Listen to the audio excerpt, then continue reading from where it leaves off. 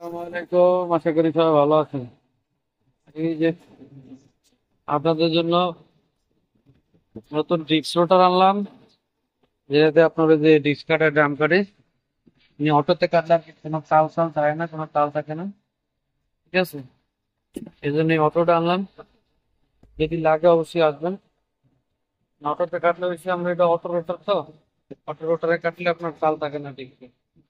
আর লেদে বানলে হচ্ছে নিচে একটু তাল থেকে যায়, ডাইরেক্ট নিচে নিচে রিটার্ন হয়ে যায়। এটা হচ্ছে অটো। যদি লাগে অবশ্যই আসবেন।